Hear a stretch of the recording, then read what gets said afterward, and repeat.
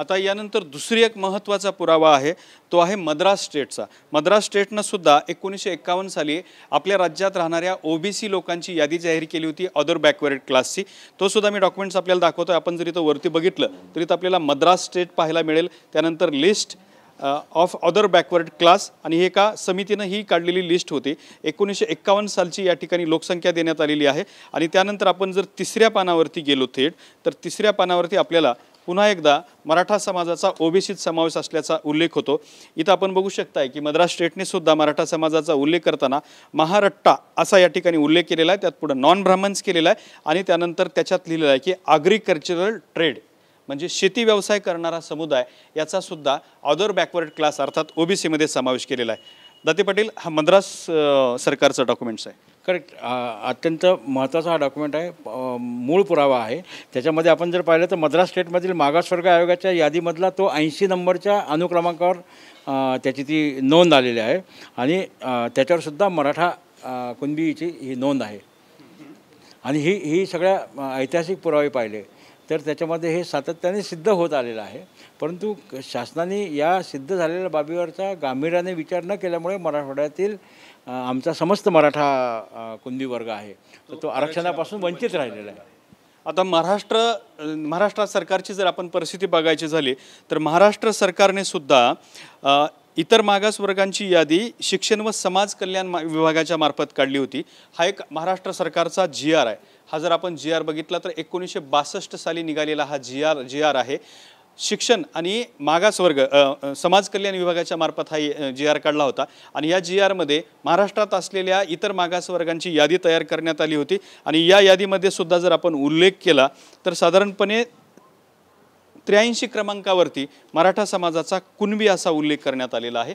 आणि या कुणबी उल्लेख केल्यानंतर यामध्ये त्यांनी स्पष्ट लिहिलं आहे की राजकीय किंवा आर्थिकदृष्ट्या नाही तर शैक्षणिक आणि सामाजिकदृष्ट्या मराठा समाजाला मागास ठरवलेला आहे। हा मुद्दा पुन्हा एकदा आपल्याला समजून घेतला पाहिजे की मराठा समाजाला राजकीय किंवा आर्थिकदृष्ट्या मागास ठरवण्यात आलं नव्हतं तर शैक्षणिक आणि सामाजिकदृष्ट्या मागास ठरवण्यात आलं होतं। दाते पाटील, हा एक महत्त्वाचा पुरावा हा अत्यंत महत्त्वाचा पुरावा आहे। हा महाराष्ट्र शासनाने 1 ऑक्टोबर 1962 साली तो काढलेला होता आणि त्याच्यामध्ये सुद्धा आता जी नवीन आपण या ठिकाणी जी चर्चा जी पुढं आलेली आहे किंवा काही अनुषंगाने सर्वोच्च न्यायालयातसुद्धा विषय गेला तर SEBC हा जो शब्द आहे तो भारतीय राज्यघटनेमध्ये असला तो शब्द आहे। सोशली एज्युकेशनली बॅकवर्ड क्लासमधून जो उल्लेख आहे तर त्या उल्लेखाची नोंद आपल्याला 1962 सालच्या राज्य शासनाच्या GR मध्ये आपल्याला सापडते। मग हे सगळे एकंदरीत सगळं जुने डॉक्युमेंट जर आपण तपासले, आपण जुन्या डॉक्युमेंट्सचं योग्य पद्धतीने पाहणी केली तर आपल्या हे लक्षात येईल की आम्हाला हे ऑलरेडी दिलेलं आरक्षण आहे आणि मग दिलेल्या आरक्षणाची फक्त अंमलबजावणी करायची आहे। पण अंमलबजावणीसुद्धा केल्या जात नाही म्हणून हा आमचा आंदोलनात्मक पवित्रा आहे किंवा आम्हाला पवित्रा तुम्ही घेतलेला आहे। दाते पाटील यांनी उपलब्ध केलेला आणखी एक पुरावा आपण पाहणार आहोत। आंध्र प्रदेश सरकारमधून तेलंगणा राज्य जेव्हा वेगळं झालं तेव्हा वेगळं झाल्यानंतर 2014 साली तेलंगणा सरकारने सुद्धा आपल्या राज्यातील इतर मागासवर्गाची अर्थात ओबीसींची एक वेगळी यादी केली होती। त्या यादीमध्ये सुद्धा आपण बघू शकताय की ही जर डॉक्युमेंट्स आपण बघितलं तर यावरती स्पष्ट लिहिलेलं आहे तेलंगणा सरकारने आपली ही यादी तयार केली होती। आणि ही यादी तयार केलेल्या यादीतला मी आपल्याला तो नेमका पान दाखवतो ज्यामध्ये मराठा समाजाचा अदर बॅकवर्ड क्लासमध्ये उल्लेख केलेला आहे। आपण बघू शकता की त्या यादीमध्ये 64 क्रमांकाच्या कॉलममध्ये आरे मराठा नॉन ब्राह्मण असा उल्लेख त्या ठिकाणी आवर्जून करण्यात आलेला आहे।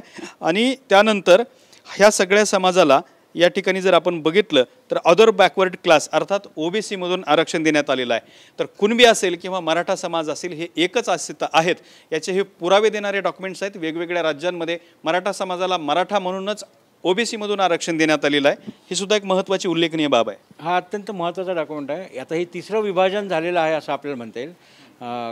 जेव्हा संयुक्त महाराष्ट्रामध्ये मराठवाड्याचा हा भाग जो आहे जो आपल्याला आंध्र प्रदेशचा भाग म्हणता येईल किंवा तत्कालीन निजाम स्टेटचा तो राज्य म्हणता येईल, मग त्या आंध्र प्रदेशची विभागणी परत तेलंगणा राज्यामध्ये झाली। आणि तेलंगणाच्या बाबत जर आपण पाहिलं तर तेलंगणा राज्याने सुद्धा मराठा समाजाच्या कुणबी समाजाच्या आरक्षणाची यादी जशीच्या तशी त्या तेलंगणा राज्यामध्ये ती मंजूर केली। आणि ते पाहिलं आपण तर तेलंगणा राज्याच्या इतर मागासवर्ग यादीमधला अनुक्रमांक 64 मध्ये 25 क्रमांकाच्या त्या यादीच्या जातीमध्ये याची नोंद इतर मागासवर्ग म्हणून झालेली आहे। मग इतके सगळे ऐतिहासिक पुरावे आहेत। राज्य शासनाचे स्टेट गॅजेटर्स आहेत, जिल्हानिहाय गॅजेटर्स आहेत. मग सगळे पुरावे असताना आम्हाला आमचा दिलेला अधिकार, आम्हाला दिलेला आमचा हक्क हा का परत दिला जात नाही, तो खरा आमचा आक्रोश आहे. आणि आता शासनाला कायदेशीर बाबत जर पाहिजे असेल तर हे आमच्याकडे असे असलेले अनेक पुरावे आहेत, त्या पुराव्यांचाच आपण अभ्यास करावा. उलट आम्ही मागणी केलेली आहे की हे सगळं त्या समितीच्या समोर आम्हाला आमचं म्हणणं परत याच पद्धतीने मांडण्याची परवानगी द्यावी. आणि त्या अनुषंगाने एकदा आम्हाला एक संधी मिळाली निरगुडकर आयोगाच्या समोर. आमची जेव्हा जी सुनावणी झाली तेव्हा निरगुडकर आयोगाने हे आम्ही दिलेले डॉक्युमेंट्स त्यांच्याकडे त्यांनी स्वीकारले आणि त्या डॉक्युमेंटला एक्झिबिटसुद्धा केलेलं आहे. मग एखादा डॉक्युमेंट जर अयोग्य असता तर मान्य आयोगासारख्या महत्त्वाच्या त्या संस्थेने अशा पद्धतीच्या त्या डॉक्युमेंटला एक्झिबिट क्रमांक जो दिला नसता. आणि याची खातरजमा राज्य शासनाकडे सगळी व्यवस्था आहे. आमच्यासारख्या सर्वसाधारण कार्यकर्त्यांकडे जर हे सगळं येऊ शकत असेल तर सरकारकडे तर हे डॉक्युमेंट्स आलेच पाहिजेत. दाते पाटील यांनी आणलेला आणखी एक महत्त्वाचा डॉक्युमेंट्स बघणार आहोत.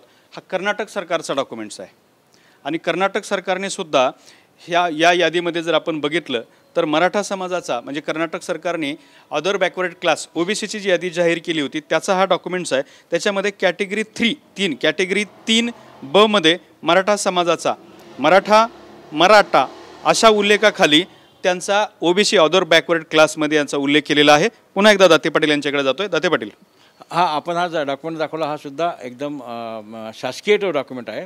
त्या डॉक्युमेंटच्या म्हणजे आपण त्याचा जर विचार केला तर कर्नाटक राज्याच्या इतर मागासवर्ग यादीमधील अनुक्रमांक कॅटेगरी 3 मधील B या अनुक्रमांकातील B2A असं त्या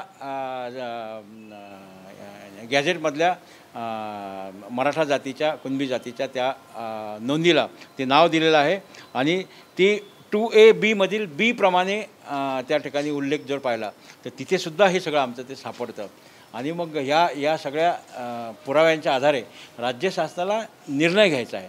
राज्य शासनाला उलट भारतीय राज्यघटनेने प्रत्येक राज्याला आपले आपले अधिकार दिलेले आहेत आणि त्या अधिकारान्वये राज्य शासनाला सांगितलेलं आहे की any state government can identify their own within their particular state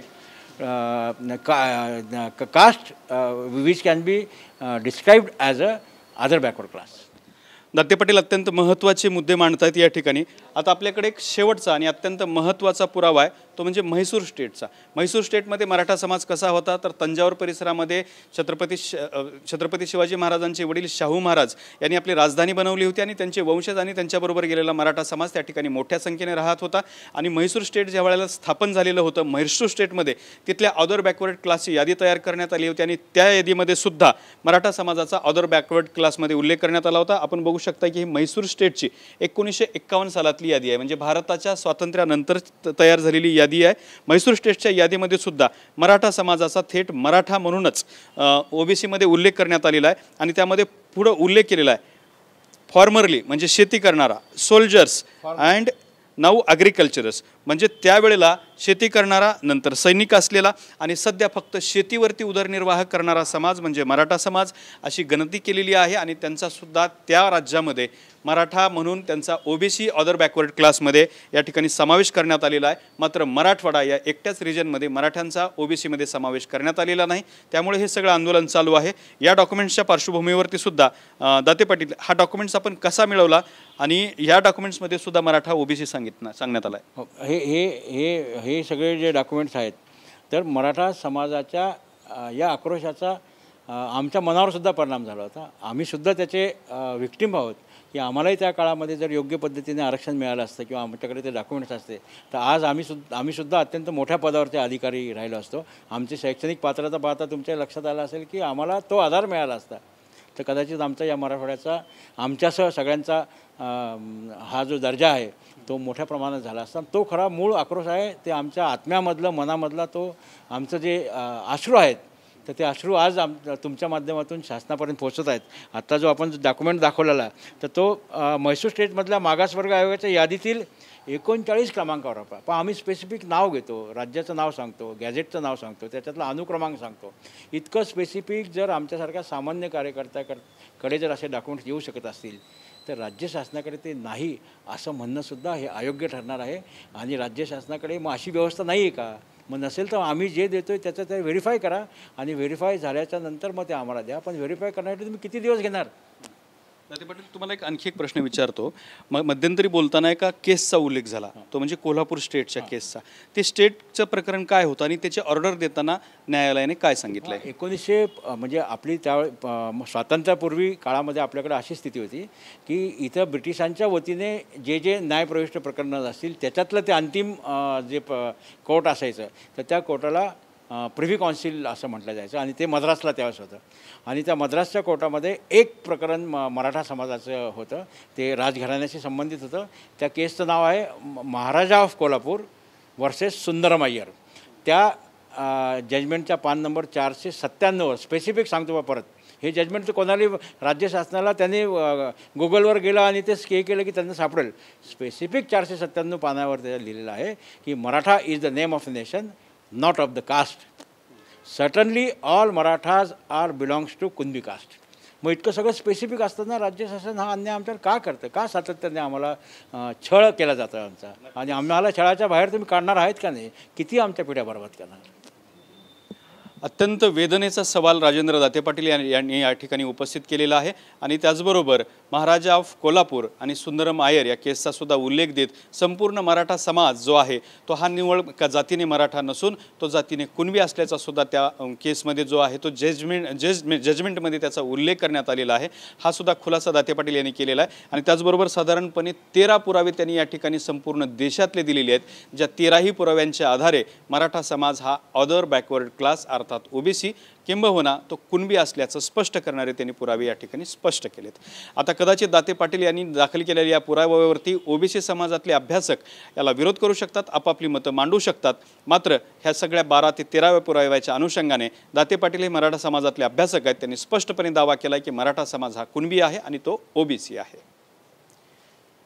cameraman Mahesh सोबत दत्ता कानवटे, TV9 मराठी, छत्रपती संभाजीनगर.